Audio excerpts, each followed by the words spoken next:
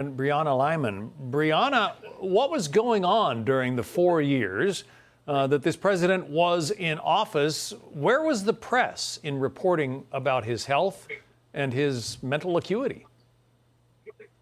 They were too busy covering that up. Jay Tapper and Alex Thompson released their book Original Sin this week, and they tried to pretend as though this was an expose of the massive cover up. But the fact remains the American people have known for 4 years that Joe Biden was cognitively declined. The only thing they didn't know was who, whether it was in the White House or Joe Biden's inner circle, was involved in that deception and cover up. And the only new piece of information that Tapper and Thompson could have offered us was names. And you know what they didn't give us? Names. They granted anonymity to so many of those inner circle people who were actively engaged in the cover up. And so you have them going on this media tour pretending like they care about accountability and exposing the cover up, when the fact remains they are only pushing it further by granting anonymity to people who need to be held accountable. Yeah, so there was serious stuff going on. I mean, the office of the president is the most powerful in the world. Who was running it, if not Joe Biden?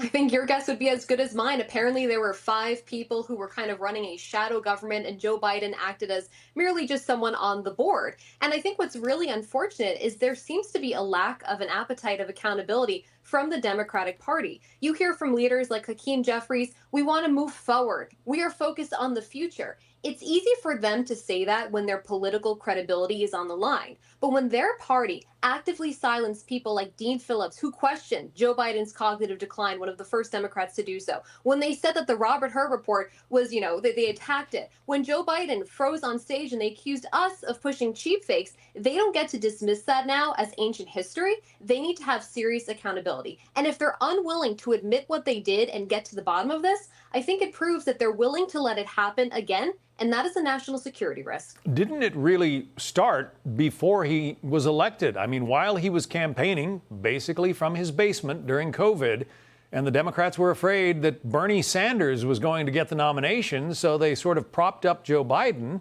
and said, this is going to be our guy because, he's perceived to be Uncle Joe, this friendly moderate that will be palatable to the American voter. Isn't that part of what happened here?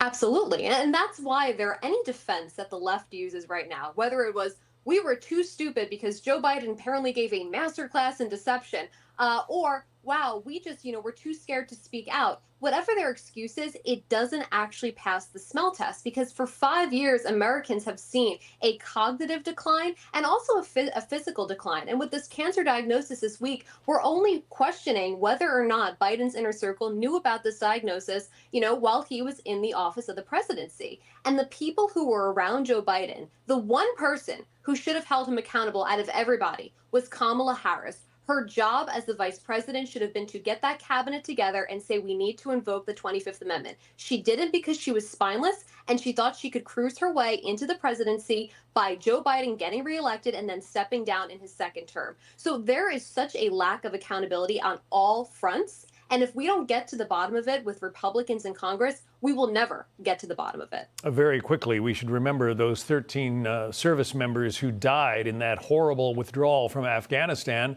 That was under Joe Biden's watch, and this might be part of the reason, right?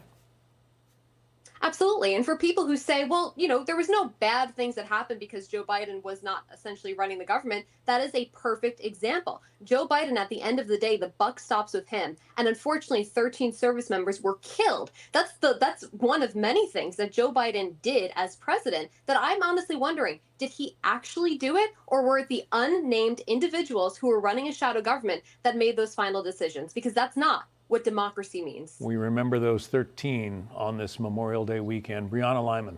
Brianna, thank you. Thank you. Hey, Sean Hannity here. Hey, click here to subscribe to Fox News YouTube page and catch our hottest interviews and most compelling analysis. You will not get it anywhere else.